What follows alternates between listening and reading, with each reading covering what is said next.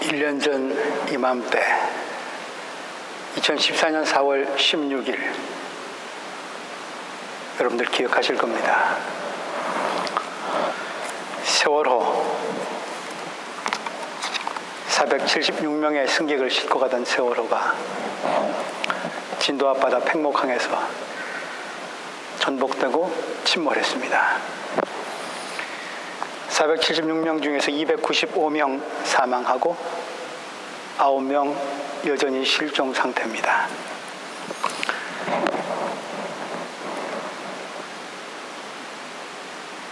일주기를 맞았습니다. 1년이 지났는데 지금 대한민국의 시계는 2014년 4월 16일에서 멈춰서 제대로 가고 있질 않습니다. 나라가 온통 갈등과 대립과 혼란 속에 있습니다. 지금 고통을 겪고 있는 세월호 피해자들, 유족들, 그 가족들 기억하면서 또 꼭 회복되어야 할, 건강하게 맥박이 다시 뛰어야만 할 우리 조국 대한민국을 위해서 이 시간 잠깐 먼저 기도하겠습니다.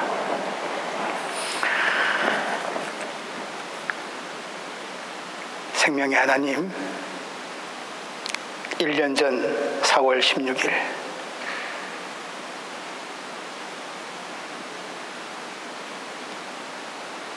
기성사회의 온갖 부조리와 어른들의 탐욕의 죄로 인해서 죽임당한 꽃봉오리 같은 아이들을 기억합니다. 유가족들을 위로할 길조차도 찾지 못하고 있는 우리를 용서하여 주십시오라고 하나님 그렇게 말씀드릴 염치조차 없습니다. 예수 그리스도의 십자가 죽음이 세상의 구원이 되었듯이 감히 그러나 하나님께 아뢰옵니다. 우리 희생당한 어린 영혼들이 이 어둡고 부패한 세상을 깨끗하게 하는 빛과 소금 되게 하여 주옵소서. 유족들이 당하고 있는 상실과 배신과 공허감, 그 고통의 상처를 하늘만이 위로하실 수 있사오니 하늘의 위로와 평화로 덮어주시고 일어설 수 있도록 인도하여 주옵소서. 나 자신의 욕망과 성공을 이루는 일에는 그토록 빠르고 민감하면서 이웃의 고통에는 너무도 둔감하고 무관심한 우리의 죄를 정직하게 고백하고 뉘우칩니다. 강팍하고 더러운 우리의 심령, 성령의 검으로 도려내어 주시고 함께 아파하고 함께 울 줄 아는 따뜻한 심장을 가진 사람으로 거듭나게 하여 주옵소서. 이제 더 이상 불의와 비리로 인한 희생양이 생기지 않도록 대한민국의 위정자들, 국민 모두를 깨워 주옵소서.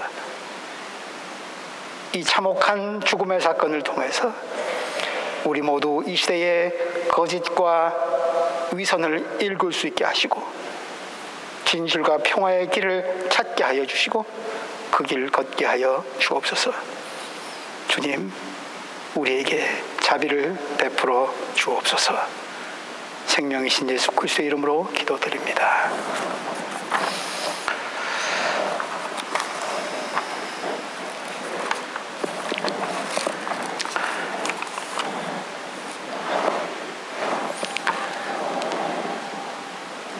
어느 한적한 시골 마을에 양을 꽤 많이 치고 있는 목자가 있었습니다. 전형적인 시골 목자였습니다. 그날도 그는 양을 치고 있었습니다. 근데 저쪽에서 뽀얀 먼지를 일으키면서 차 한 대가 달려오고 있었습니다.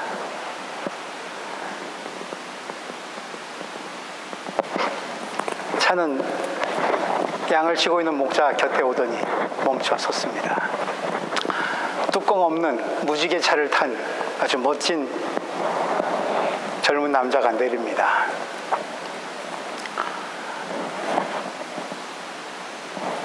너무 멋진 남자가 너무 또 훌륭한 차에서 내리니까 목자는 넋을 잃고 바라봅니다. 이 촌구석에 이런 사람이 뭐하러 여기 왔을까? 그 멋쟁이 남자가 내리더니 목자한테 인사말을 건넵니다. 그러더니 제안을 합니다. 아저씨, 혹시 내가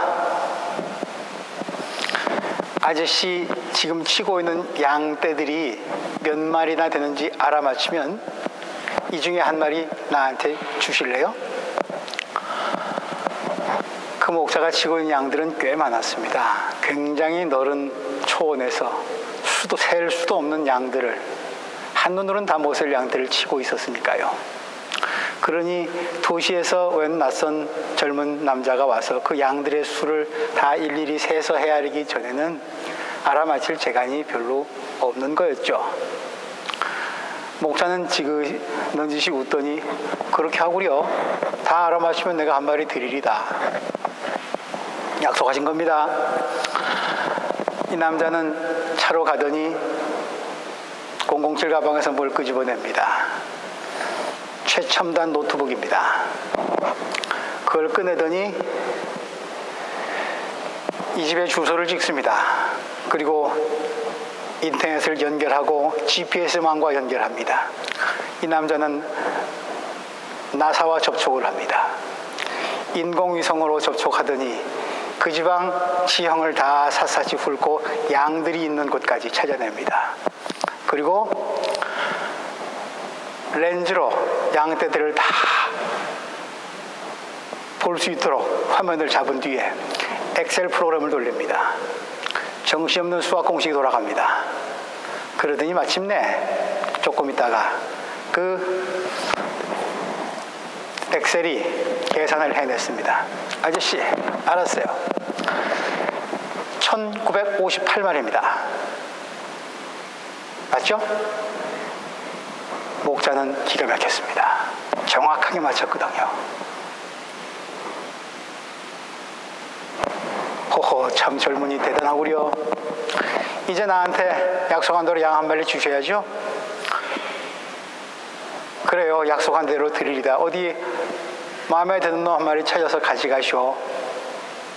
젊은 남자는 그 많은 양떼들 중에서 한 마리를 제일 멋져 보이고 괜찮아 보이는 놈, 그 놈을 찾으려고 눈을 빙글빙글 돌립니다. 그러더니 아저씨, 저놈이요. 저놈은 간직할게요. 목자는 그러구려. 청년은 자기가 마음에 든 양 한 마리를 차에 싣고 시동을 겁니다.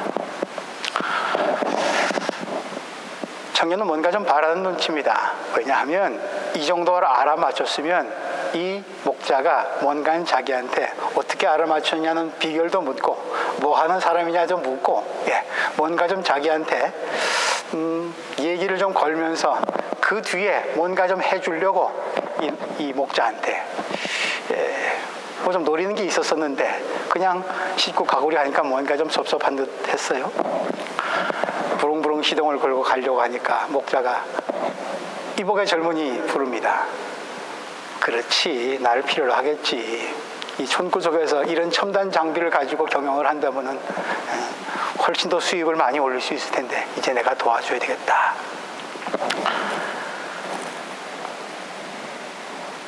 이복의 젊은이, 내가 당신 직업 알아맞추면 지금 데리고 간 그 양 도로 나한테 주겠소?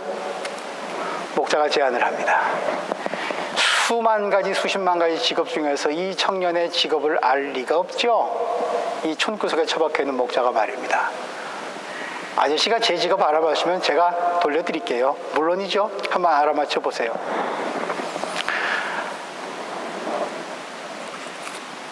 보아하니 젊은 양반, 댁은 기업 상담 평가사죠. 뭐 그런 거 있지 않습니까? 기업의 경영 상태를 분석해서 컨설턴트 하는 사람들.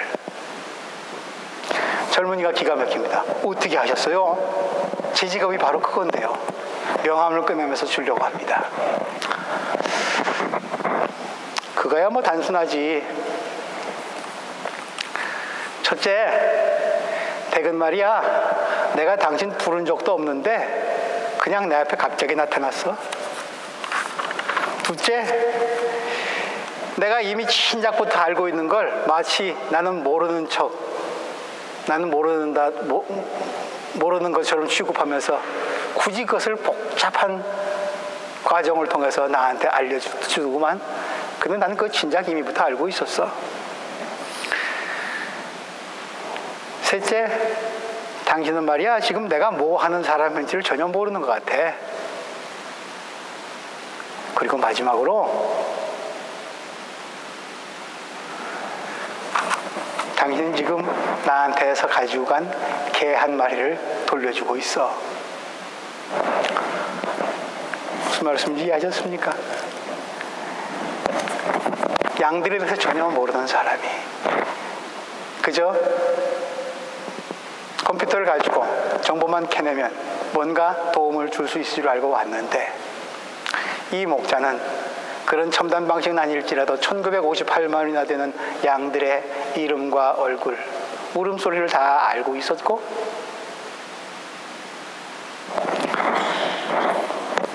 그리고 그렇게 시골 구석에서 뒹굴고 있었지만 양에게는 더없이 좋은 친구가 되어주고 있었던 사람입니다.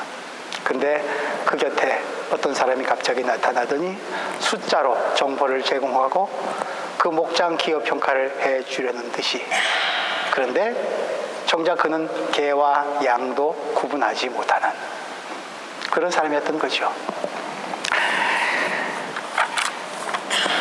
여러분들이 양이라면 1958마리 중에 한 마리이시라면 누구를 목자로 삼고 자신을 의탁하시겠습니까?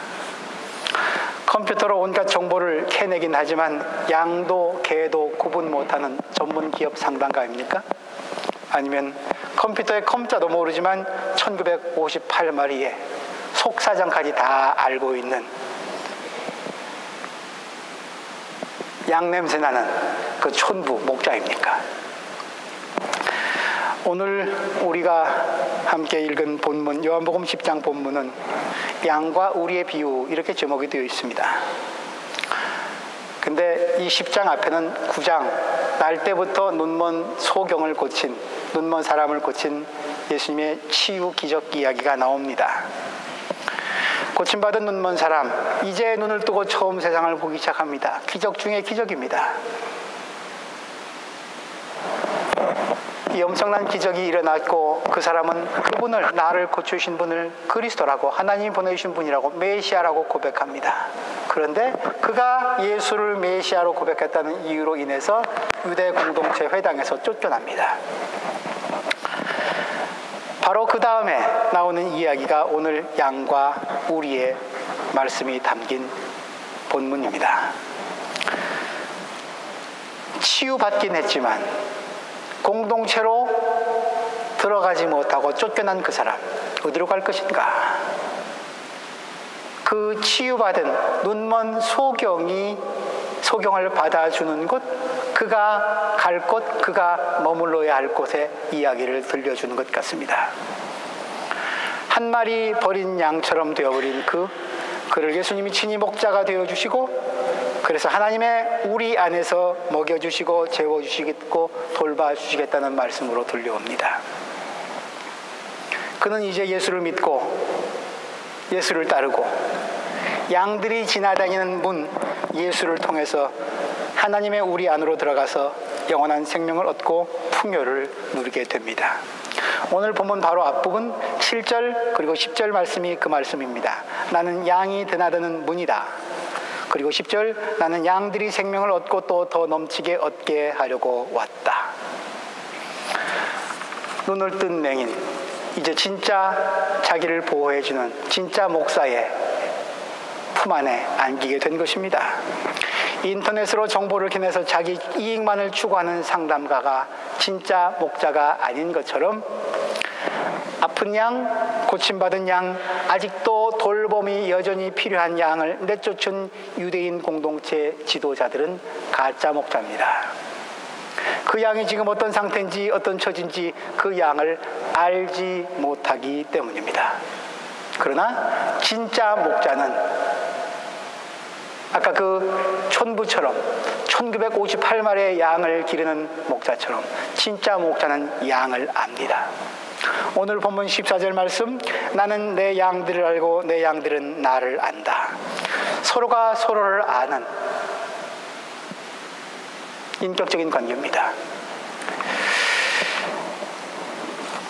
하나님이 여러분을 속속들이 아신다면 여러분 느낌은 어떠시겠습니까? 마태복음 10장 30절에는 하나님은 우리의 머리카락 숫자까지 다 세고 계신다고 말씀합니다. 시편 139편 시인은 내가 동쪽으로 가도 서쪽으로 가도 하늘 꼭대기에 올라가도 지옥에다가 자리를 깔지라도 하나님은 이미 거기다 와 계시고 내가 모태에서 형질이 생기기 전부터 이미 나를 다 알고 계신다고, 내 일거수일투족 생각과 속마음까지 다 알고 계신다고 그렇게 고백하고 있습니다. 이런 하나님이 여러분들을 내려다보고 계신다면, 여러분들을 알고 계신다면 여러분 그 하나님 어떤 생각이 드십니까? 두렵지 않으세요? 겁나지 않으세요? 무섭지 않습니까? 도망가고 싶지 않습니까? 근데 한편으론 이렇게 나의 속속들이 다 아시기 때문에 하나님은 나에게 힘이 되고 위로가 되고 반석이시고 요새이십니다. 그렇게 고백하기도 합니다. 부활하신 주님을 만난 베드로 이야기가 생각납니다. 배신의 쓰라린 상처를 안고, 그러나 주님이 그를 만나주러 오셨기에 염치 없지만 주님 앞에 섰습니다.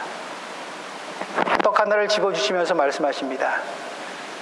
숯불도 피어있는데 그 옛날 자기가 며칠 전에 부정했던 그 현장하고 비슷한 장면입니다. 요한의 아들 시몬아, 네가 나를 사랑하느냐? 미칠 지경입니다. 그때 대답합니다. 베드로가, 주님, 내가 주님을 사랑하는 줄 주님은 아십니다. 3번 거품 물으십니다. 요한의 아들 시몬아, 네가 나를 사랑하느냐? 아이고 미치겠네요 주님, 나 주님 사랑한다니까요. 그거 아시잖아요.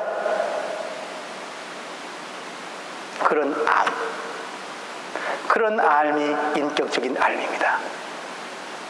내 속을 버선처럼 좀 뒤집어서 다 보여드리고 싶은데 세상 사람들은 다 몰라도 주님은 아시기에 내 허물도 내 한계도, 그러나 여기서 좀 벗어나고 싶고 건강하게 살고 싶은, 이것이 아닌데 저것인데, 이 길이 아니고 저 길인데 그러지 못하고 자꾸 제자리에만 맴돌고 있는, 마음은 원하는데 몸이 따라가지 않는 나 아시잖아요 주님.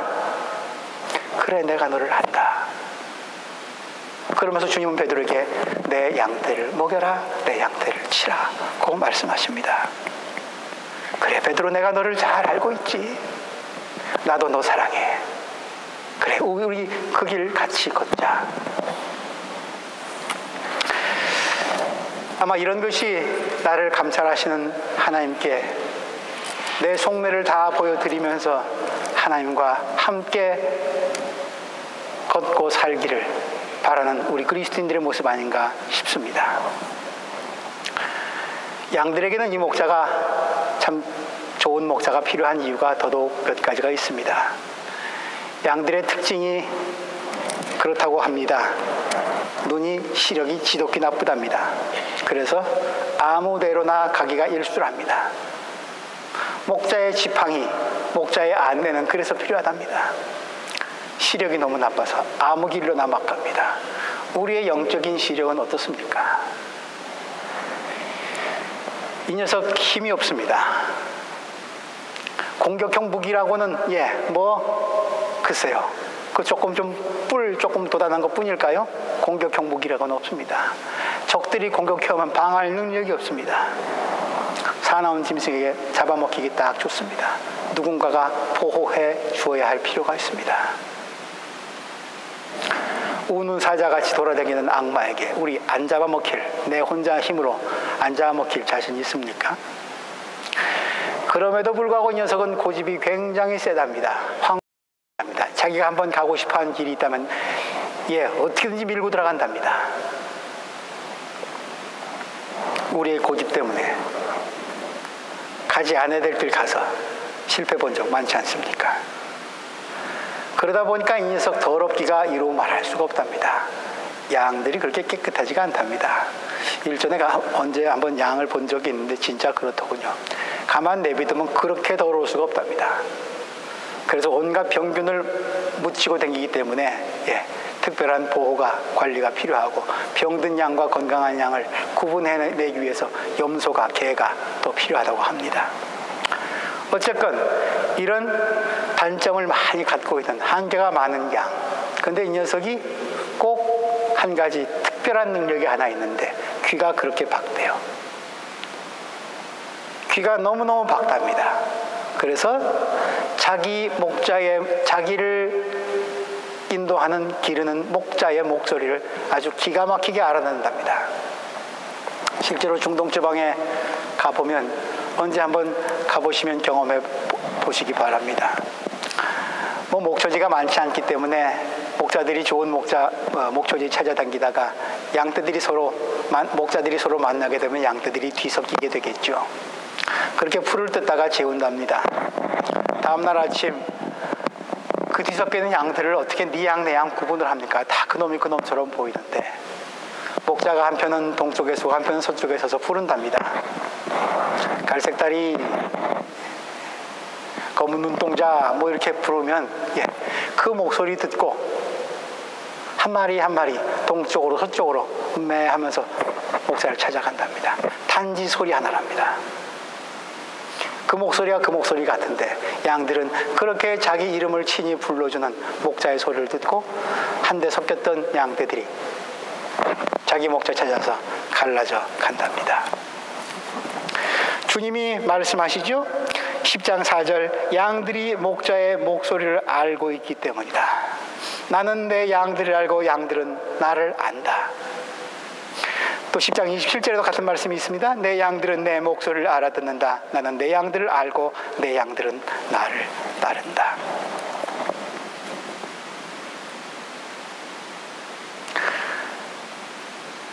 내 많은 한계에도 불구하고 주님과 목자와 소통할 수 있는 통로 하나만 내가 확실히 잡고 있으면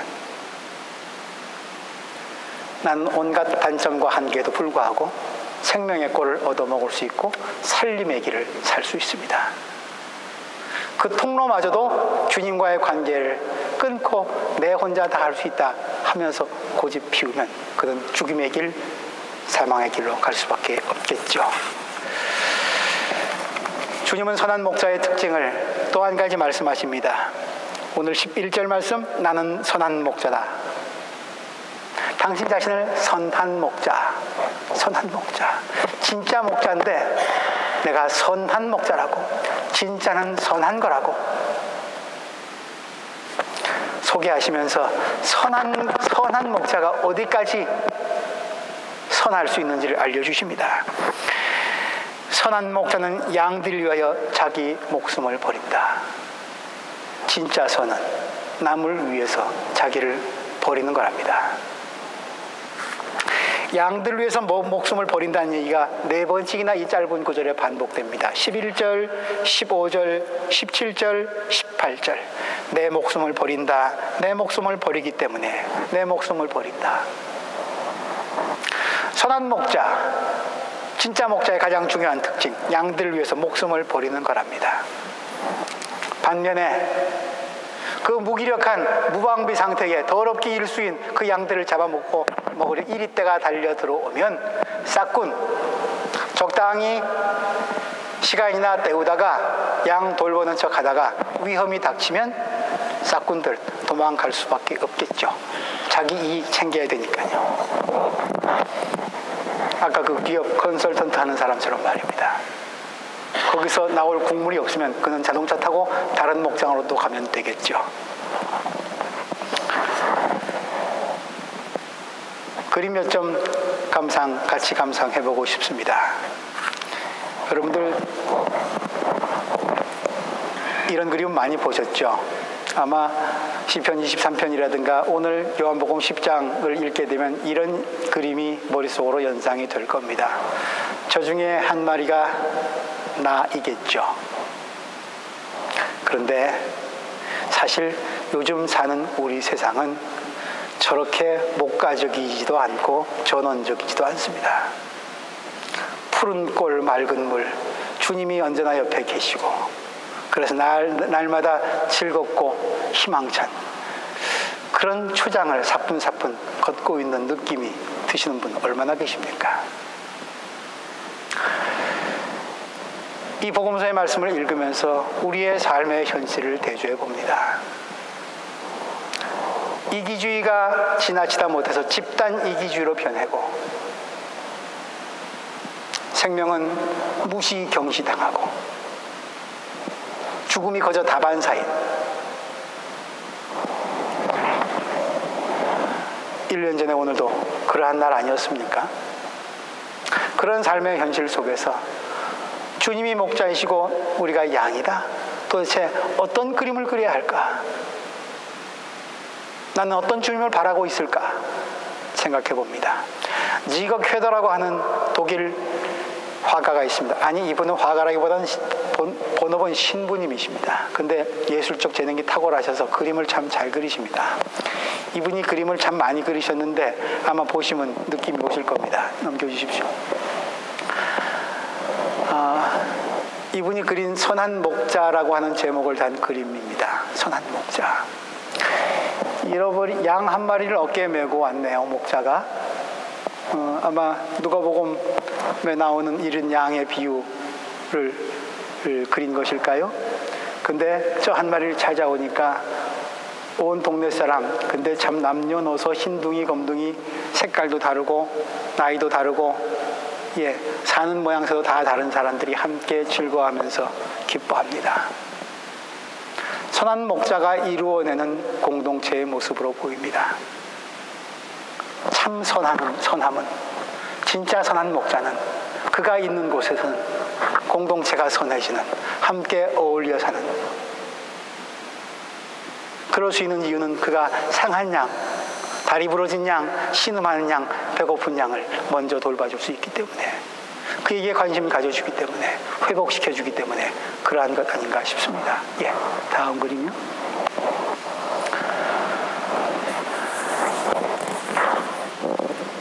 오늘 우리 주님은 말씀하십니다. 도둑은 다만 훔치고 죽이고 파괴하려고 오는 것이지만 나는 양들이 생명을 얻고 또 넘치게 얻게 하려고 왔다. 사꾼은 목자가 아니고 양도 자기 것이 아니므로 이리가 오는 것을 보면 양들을 버리고 달아나지만, 그러나 나는 양들을 생각하기 때문에 양들을 위해서 목숨을 버린다.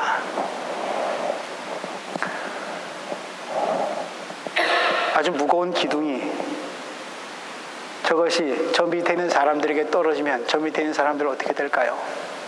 그걸 누군가가 혼자 다 받아냈습니다. 주님의 십자가가 저것 아닌가 싶습니다. 죄짐의 무게, 우리에게 다 하나님이 물으시면 나만 할 사람 아무도 없었는데 주님이 받으셨네요. 우리 같은 고집세고 눈 나쁘고 더러운 양들을 위해서 말입니다. 선한 목자의 모습입니다. 다음 장면 넘겨주십시오. 우리 때로 살다가 삶의 파도 만납니다. 이리 때는 저런 모습으로 우리의 애써 갖고 놓았던 삶의 농장을 파괴하려 닥칠 때도 있습니다. 성난 파도가 우리 삶을 휩쓸려 할 때, 누군가의 손이, 누군가가 그 파도를 막아줍니다. 보호해줍니다. 아니, 파도조차 가릅니다. 이려 편주 같은 인생의 배에 타고 있는 우리는 그래서 안전할 수 있습니다. 선한 목자의 손입니다. 다음 그림요. 고기 잡는 제자들의 그림인데 해변가에 빵이 놓여져 있습니다. 밤새 그물질 해보지만 헛그물질하기 일수인 우리. 내가 전문가인 척하지만 실제로는 양들에 대해서는 하나도 모르고 있는 그런 헛구물질쟁이인 우리, 그들을 주님은 부르셔서 이미 빵을 준비해 놓고 먹으라 하시고 사람을 낚는 어부가 되게 하겠다고 초청하십니다. 우리 삶의 일상의 식탁까지 챙겨주시는 선한 목자입니다. 다음 그림 주십시오. 그분 우리를 위하기를 어디까지 하시냐면 예수님이 발 닦아주시는 장면이죠. 예수님의 얼굴이 저 대야에 있는 물속에 비추고 있습니다. 주님이 어떻게 내 발을 씻기십니까? 내가 네 발을 씻기지 않으면 너는 나와 관계가 없다. 내가 너 알잖아. 발을 내밀거라. 우리의 가장 더러운 곳까지 닦아주시고 당신 옷에, 당신 손에 오물이 묻고 오염이 될지라도 말입니다. 선한 목자 모습입니다. 다음 그림요. 그분은 제자들에게 그렇게 당신의 삶을 나누어 주십니다. 몸도 떼어 주시고 피도 저들에게 흘려 넣어 주십니다. 마지막 식탁 장면입니다. 여기도 예수의 얼굴은 보이지 않습니다. 붉은 포도주 잔에 예수님의 눈 정도가 희미하게 보일 뿐입니다. 그래서 우리는 선한 목자를 잘 알아보지 못할 경우가 많고 빵도 포도주도 다 내가 잘라서 먹고 마신 줄 압니다. 선한 목자는 숨어 계십니다. 12제자들 뿐이 아니죠. 여기 주시는 빵과 포도주의 식탁은 유대 남자들만 모이는 식탁이 결코 아니네요. 얼굴색도 다르고 머리 색깔도 다르고 살아가는 삶의 방식도 다 다를 수밖에 없을 것만 같은, 날 때부터 소경이었는데 고침받으니까 오히려 쫓겨난 그런 실로암 연못가에 소경 같은 사람들일지도 모릅니다. 그 모두를 주님은 받아주십니다. 빵을 떼어주시고 잔을 주십니다. 받아 먹고 영생을 얻으라 초청하십니다. 선한 목자가 초청하시는 주님의 식탁입니다. 그런 것들이 어우러진 사건이, 그런 것들이 가능한 이유가 저 가운데 그림이 있습니다. 십자가에서 다 받아내신 거죠. 나는 양들 위하여 목숨을 버린다. 너희 수고하고 무거운 짐 다 내게로 가져와라. 내가 지고 이고 끌어안고 가겠다. 세상 온갖 악함이, 세상의 온갖 부정들이, 불결한 것들이 다 그날 골고다 언덕의 십자가로 그 한 분 예수에게로 집중해서 달겨들었습니다. 그거 다 받아 잡수셨습니다. 그리고 죽음까지 내려가셨습니다. 왜? 양들에게. 그런 그들을 해치는 이리떼들의 위험으로부터 지켜주시고 그들을 살리기 위해서. 왼쪽 위에 있는 그림은 구약시대 출애굽 홍해바다를 건넌 뒤에 미리암이 노래하는 모습입니다. 주께서 홍해를 가르시고 우리를 구원하셨다. 때로는 뒤에서는 군대가 나를 쫓아오고 앞에서는 갈 수 없는 바다가 나를 가로막고 있고 그런 순간 있었지 않습니까? 독일 건너와서 그런 경험 많이 해보셨지 않습니까? 앞으로 갈 수도 뒤로 물러설 수도 없는 그때 하나님이 바다를 가르십니다. 미리암은 소구치고 춤추며 노래합니다. 그리스도의 십자가 사건 때문에, 하나님의 자기 희생 때문에 가능했습니다. 노아의 방주가 왼쪽 아래에 있습니다. 죽음의 세력이 우리를 위협할지라도 하나님은 당신의 약속의 무지개를 거기 걸어주시고 구원의 방주에 타 있는 모든 노아의 가족들을 살려주십니다. 생명의 하나님, 생명의 선한 목자이십니다. 오른쪽 위의 그림, 물고기 2마리와 떡 5개입니다. 내가 그분께 드린 것은 변변치 않은 것, 오히려 냄새나고 더러운 것이었는데 하나님은 그것을 다시 풍요로운 잔치자리로 바꿔주십니다. 5,000명을 먹이고도 남는 생명의 잔치로 나뿐 아니라 모두를 초대하십니다. 오른쪽 아래에 있는 그림, 그런 생명의 식탁에 초대받은 사람들, 선한 목자의 품에 안긴 사람들, 저마다 말 못할 눈물 없이는 듣고 보지 못할 사건들을 다 갖고 있는 성소의 갖가지 형태의 삶을 살았던 사람들의 모습입니다. 저들 모두를 끌어안고 주님은 십자가에 달리셨습니다. 그래서 당신의 목숨을 버리심으로 인해서 우리에게 생명을 주셨습니다. 다음 그림 주십시오. 이 공동체로 여러분 모두를 초대하십니다. 저 그림에 앉아있는 우리가 나고 저들이 나이고 하나님께서 떼어주시는 빵이 오병이어의 기적이 일어나는 현장, 우리 교회 공동체이기를 바랍니다. 그리고 이 세상이 저렇게 주님이 베풀어 주시는 생명의 양식을 받아먹는 공동체가 되기를 바랍니다. 그러려면 우리 서로를 받아들여야 됩니다. 유대 공동체 지도자가 고침받은 소경을 내쫓은 것처럼 그렇게 나와 다름을 받아들이지 않는 한 이 생명의 식탁은 벌어질 수 없습니다. 검은 사람, 흰 사람, 늙은 사람, 젊은 사람,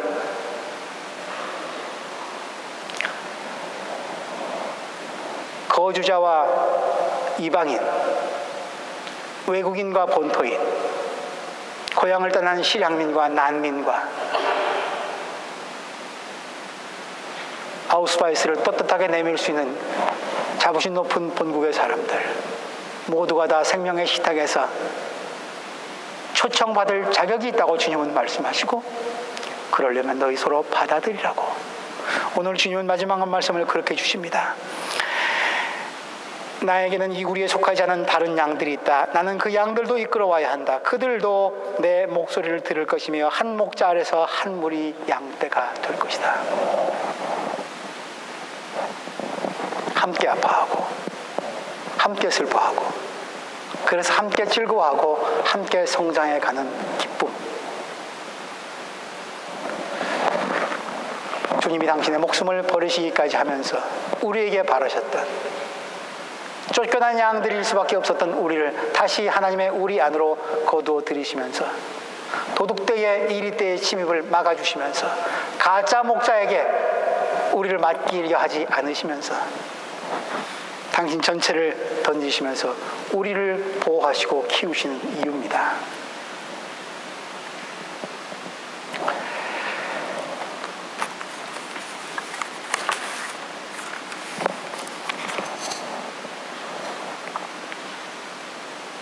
나는 선한 목자다. 선한 목자는 양들을 위하여 자기 목숨을 버린다. 나는 선한 목자이다. 나는 내 양들을 알고 내 양들은 나를 안다. 주님은 여러분을 알고 계신다 말씀하십니다. 나를 다 알고 계시는 주님 앞에 여러분들은 나의 무엇을 보여드리고 있습니까? 주님 앞에서 혹시 컴퓨터 꺼내고 계산기 두드리고 있지는 않습니까? 나를 아시는 주님 앞에 난 오늘 어떤 모습으로 서 있습니까? 주님은 나를 위해서 목숨을 버리신다고 합니다. 하나밖에 없는 목숨을 내가 주님을 위해서 버릴 수는 없겠지만서도 주님 때문에 삶의 풍파를 견디어낼 수 있었다면 주님 조금 흉내내기라도 해서 지금 옛날 생각하면 그렇게 거친 파도 맞고 있는 이 땅에 사는 많은 거류민들을 위해서 내가 조금 그들의 울타리가 되어줄 수는 없습니까? 주님은 다른 양들도 불러와야 되겠다고 하십니다. 나와 다름을 받아들이는 게 얼마나 힘든 일인지요. 다 비슷한 사람끼리만 모여 살면 참 신나는데 그놈만 없다면, 그 녀석만 좀 아니라면, 그 일만 없다면 좀 살만 날 텐데 그런 사람들 없습니까? 주님은 그들을 위해서도 죽으셨습니다. 우리 공동체 안에도 살펴보면 다 저마다 다른 사람들이 섞여 있습니다. 어떻게 이 저마다 생각도 다르고 마음도 다르고 소원도 다르고, 어떻게 우리가 이 공동체 안에서 함께 예배 드릴 수 있을까? 이것 자체가 기적 아닙니까? 어떻게 정기적으로 만나서 기도도 하고 찬양도 하고 말씀도 듣습니까? 무엇이 우리를 이렇게 하나로 만듭니까? 무엇이 이 다름을 하나로 묶어줍니까? 그 가능성이 주님께 있다면, 아니 그 해법이 주님께 있다면 우리 주님을 향해서 마음을 엽시다. 그리고 우리 서로의 다름도 받아들입시다. 그렇게 될 때 우리가 모이는 이 공동체는 어떤 양들이 올지라도, 특별히 가난하고 병들고 죽음의 위협 앞에 시달리는 양들이 올수록 이 공동체는 더욱더 생명의 빛이 빛나는 하나님 나라의 생명 공동체, 별처럼 빛나는 하늘 공동체가 될 것입니다.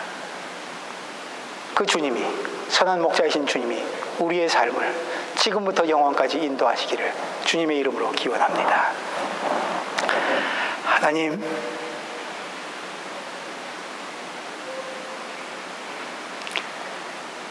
죽음이 판을 치는 세상에서